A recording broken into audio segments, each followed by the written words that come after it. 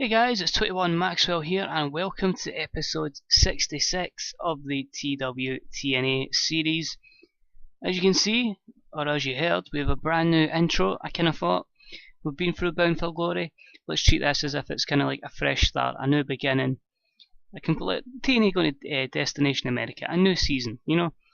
So we're in here. I've took maybe 2 months off like the booking of this series. Just I like doing episodes backlogged so I can like book in like succession. You know, the ideas I keep flowing. So I took a 2 month break so I could scout a lot of wrestling. I mean, I've watched a lot. I've watched the New Japan Wrestle Kingdom. I've watched various other independent shows. So again, I'm extending my wrestling knowledge, and that was always going to give us a fresh start, a better talent pool, and more ideas going forward to make sure as soon as we hop Bound for Glory, we were going off with a bang into basically the end of 2015 and into 2016. So we got a good show here. We're going to be booking it live from, I believe it is in the southwest here at the Nokia Plaza. We've got it booked in. I'll just quickly check and see what that is, the Nokia Plaza. If I can find it, I believe it's in California, but I just want to double check and let you know exactly where we're ringing this show from. I'll go Nokia Plaza, Los Angeles, California. Hoping to get the 12,000 sellout here and hopefully, you know, put on a good show. We have 3 pre-show matches, we have 15 angles. We hopefully are now on the road to having a good pay-per-view, which I decided we're going to call TNA Blood and Thunder. Thank you, Kurt, for giving me the name of the show. I was struggling for what we could go in angle for kind of the pay-per-view, so I thought Blood and Thunder, why not?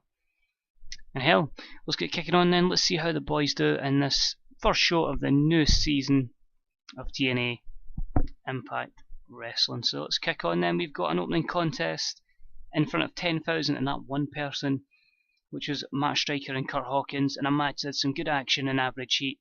Hawkins defeats Matt Striker in 7:44 with a taste of pain. 56 C- between the two New Yorkers. They didn't click, which was quite surprising. I thought that, you know, they'd be kind of clicking into a decent match. Mike Tenay and Taz with good chemistry. Matt Striker's improving his technical skills, but overall, pretty decent. We can dig with that. A good 8-minute match between two mid-carders, and again it makes Hawkins look strong as the central champion. Next up, in a bout that had some solid in-ring action, but non-existent crowd heat, Eva Velez and Hikaru Shida defeated Hate You 2, our tag teammate Alexa Thatcher and Alison Kay in 6:09 when Velez pinned Thatcher. Velez was off her game, as was Thatcher. No skill improvements, 39 D-, not good at all from the knockouts, but you got to build them up, you got to make them stars, you got to make them look $1,000,000, and that'll happen over time. Next up, we had a match between two of the former Bro Men, and a match had some good action, but not much in the way of heat. Robbie E defeated DJZ in 6:29 with the Sure Thing, 60C. Brooke did some good work at ringside, good chemistry between the two guys, and we're kind of looking to rebuild Robbie's character up again, so give him a couple of victories. In pre-show matches, we'll hopefully build him up. No worker improvements, but overall, we can deal with that. Not many negatives, just low morale, low momentum, but that's going to come over time for Robbie E. We start off the show, CM Punk comes down the ring, the new TNA World Champion, winning it Bound for Glory in that epic Fatal 4-Way. The ring's been set up for a celebration. He shows off his new titles to the crowd, enjoying the moment, and I get a 91 A rating, so a great start there. Gets the crowd going, gets everybody motivated. Next up, CM Punk's in the ring, and all of a sudden he's attacked by Adam Cole, Doug Williams, Drew Galloway, and Harry Smith. The Resistance have made their mark on CM Punk. 73 B-. CM Punk was the real star. Galloway and Williams looked lost, which is a shame, but that kind of plants the seeds for the next feud. And overall, pretty good apart from the momentum of Harry Smith and Doug Williams, but I'm quite happy with that, and hopefully that'll build them all up and I'll get some superstars in that kind of evolution-like group. Steve Austin then books a main event match between Adam Cole and CM Punk. That is an 81B. Good stuff, Austin. That's already booked in. Our first match is in a match that has some good action, but not much in the way of heat. Mr. Anderson defeats Noyofumi Yamamoto, aka Yoshitatsu, in 5:35 by pinfall with a mic check. I got a 61C. Again, mostly good coming from the commentary side of things. Mr. Anderson's improving his flying skills. I thought he's a decent star. We may as well give him a couple of good runs and try and make some money out of him. And apart from that, just Yoshitatsu being a heel was one of the few negatives. Next up, Mr. Anderson's in the ring. Hawkins, this is what I want, me and you one-on-one for that pretty little belt that you hold, and when it's all said and done, I will be champion. I get a 67 C+ rating, and that improves the Central Feud Championship storyline between Hawkins and Mr. Anderson. So I'm looking forward to that feud taking off. In a match that had some good action and average heat, Ricochet and Amazing Kong defeated the team of Rhett Titus and Celeste Bonin in 6:52 when Ricochet defeated Rhett Titus by pinfall with Chocolate Rain. Good chemistry between Ricochet and Amazing Kong, somehow. Don't quite understand that myself, but it opens up two potential feuds and a good 71 C+ there. Amazing Kong is improving his performance skills, and overall that's a pretty good show there. Happy with that. The camera cuts backstage to show Morrison flexing and admiring himself in front of a large mirror. 65C. Does what it has to do. In a match that had some good action, but not much in the way of heat, Morrison defeats Brother Devon in 10:42 by pinfall with a Starship Pain following interference by the debuting, or returning, Joey Ryan, 55C-. Brother Devon was off his game tonight. Joey Ryan debuted the 70 guys gimmick and like an initial 72 rating. Basically now we're going to put Morrison and Joey Ryan together and call them the Hollywood Supernovas. Both from that Hollywood kind of way, and hopefully can bulk up our tag division.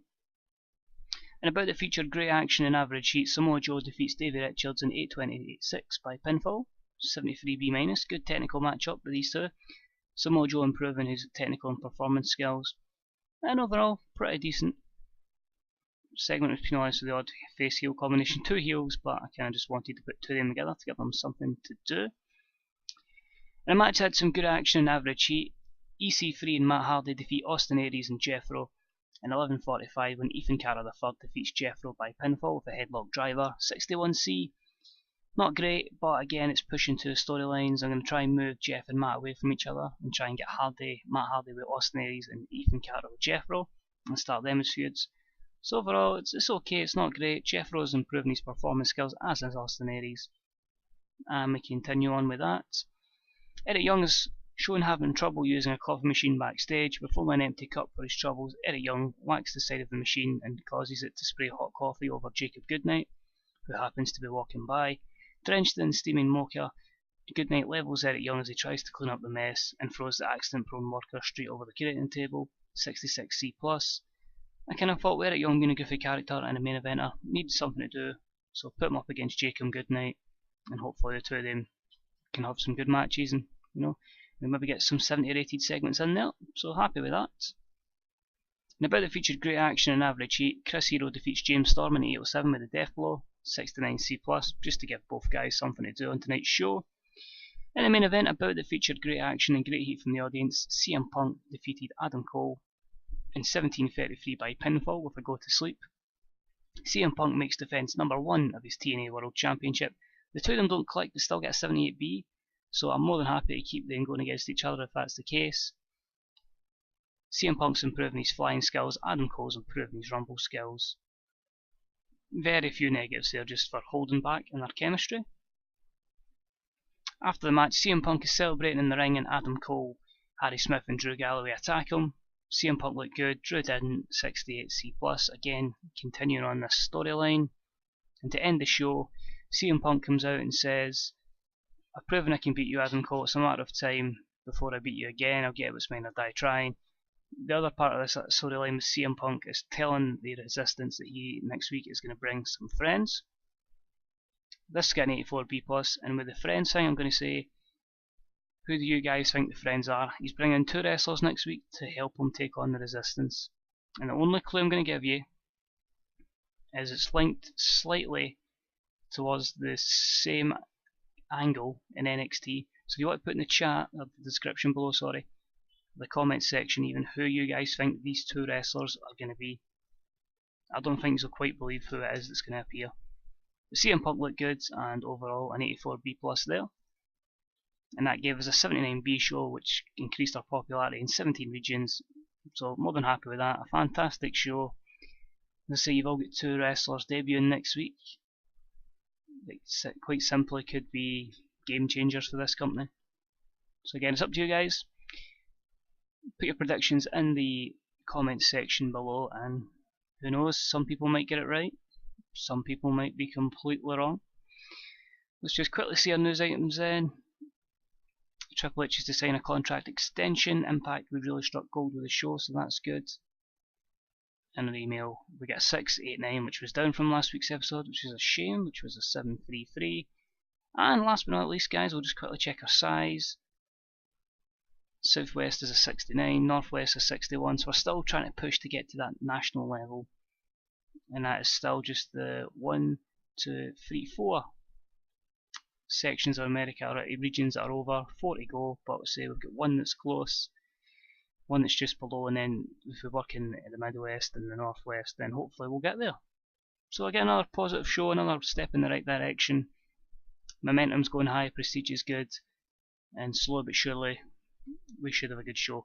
So next up will be another episode of the Impact. I believe the pay-per-view is in the last week, so we'll have 3 more weeks to build before the TNA Blood and Thunder pay-per-view. So till then, guys, thank you for tuning in. Good luck predicting who the wrestlers are going to be, and until next time, this was 21 Maxwell, and I'll speak to you all real soon. Bye bye.